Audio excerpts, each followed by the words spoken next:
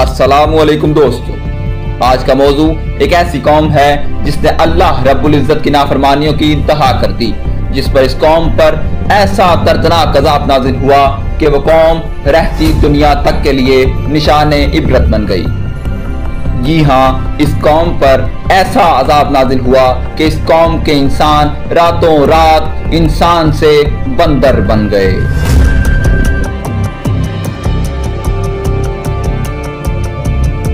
ये कौम किस नबी की थी? उन्होंने ऐसी क्या नाफरमानी की कि इनको बंदर बना दिया गया, और बिलाखिर इनका इंजाम क्या हुआ? और क्या आज के दौर में पाए जाने वाले बंदर इसी कौम की नस्ल से हैं? इन तमाम सवालात के जवाब जानने के लिए इस वीडियो को आखिर तक लाजमी देखें और हमारे चैनल को सब्सक्राइब करें। हुआ कुछ इस तरह कि ये कौम समुद्र के किनारे ईला गांव में रहते थे, जिनकी तादाद तकरीबन 70,000 थी। ये कौम हजरत दाऊद अलैहिस्सलाम की कौम थी।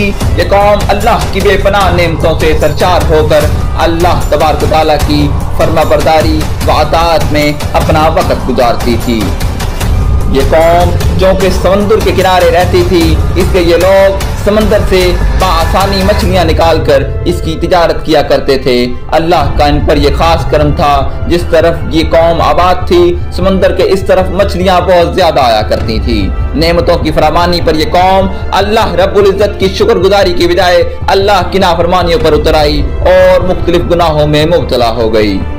इस सूरत हाल की वजह से अल्लाह तबारक व तआला ने इस कौम का इम्तहान लेते हुए हजरत दाऊद अलैहिस्सलाम को वही के जरिए यह हुक्म दिया कि आप अपनी कौम से कह दें कि वो हफ्ते वाले दिन मछली का शिकार करना बंद कर दें। इस तरह से अल्लाह ने इस कौम पर हफ्ते वाले दिन मछली का शिकार हराम करार दे दिया, जिससे इस कौम की बर्बादी शुरू हो गई।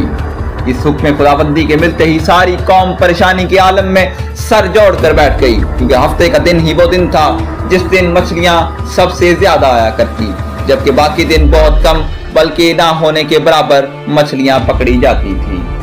इसी परेशानी के आलम में वक्त गुजरता गया कि एक दिन शैतान ने इनके दिल में यह वसवसा डाला कि क्यों ना समंदर से नालियां निकाली जाएं और इन नालियों के आगे खुश्क हौज बना दिए जाएं, जिनमें आकर मछलियां जमा हो जाएं, तो फिर इन नालियों के मुंह बंद कर दिए जाएं। फिर अगले दिन यानी इतवार वाले दिन इन मछलियों को निकाला जाए। शैतान ने इन लोगों को वर्गलाया कि इस तरह हफ्ते के दिन का शिकार इतवार को बासानी निकाल कर हुक्म अदूली से भी बच जाएंगे और शिकार भी हो जाएगा। बहुत से लोगों को ये हीलाबाजी बहुत अच्छी लगी, लेकिन इन वक्त लोगों ने यह ना सोचा कि जब मछलियां हफ्ते वाले दिन कैद होंगी तो ये हफ्ते को शिकार ही करार पाया जाएगा, जिसको अल्लाह ने हराम करार दिया था। इस बात पर इस कौम के लोग तीन गिरोहों में बट गए। एक वो जो इस तरीके को बहाना बनाकर अल्लाह तबारक व तआला की हुक्म की खुल्लम खुल्ला खिलाफ वर्जी करने लगा। एक गिरोह जो इन्हें इस कभी फेल से मना करता था, और तीसरा गिरोह वो था जो दिल में इस फेल को बुरा जानता और इस शिकार से बाज रहता, लेकिन शिकार करने वालों को कुछ वाद व नसीहत ना करता, बल्कि कहता ऐसी कौम को समझाने का कोई फायदा नहीं जिसने अपनी नाफरमानियों से अल्लाह तबारक व तआला के अजाब को खुद पर लाजम कर लिया हो। जिन लोगों ने इस बहाने को इख्तियार करते हुए शिकार जारी रखा, इनको बार बार समझाए जाने के बावजूद वो बात ना आए। हजरत दाऊद अलैहिस्सलाम ने भी इनको अल्लाह के अजाब से डराया, लेकिन वो बात ना आए। तो जो लोग इस काम को बुरा जानते थे, इन्होंने अपने और उनके दरमियान एक दीवार खड़ी कर दी, जिसकी एक तरफ वो नाफरमान रहते थे और दूसरी तरफ वो लोग जो इस शिकार से पाक रहे।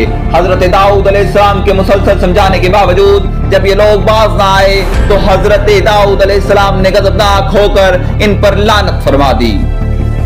इसका असर ये हुआ कि एक दिन खताकारों में से कोई भी अपने घर से ना निकला। जब ये सूरत हाल हुई तो कुछ लोग इनका हाल मालूम करने के लिए दीवारों पर चढ़े, तो देखा कि वो नाफरमान लोग सबके सब बंदर की सूरत में मसख हो चुके थे।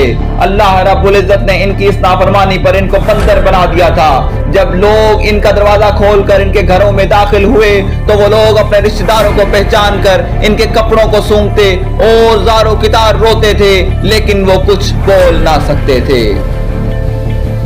ये लोग 3 दिन ना कुछ खा सके ना पी सके, बल्कि इसी तरह भूख और इफलास के आलम में हलाक हो गए। और जो लोग इस नाफरमानी से बाज रहे इन सबको अल्लाह ने इस अजाब से महफूज रखा।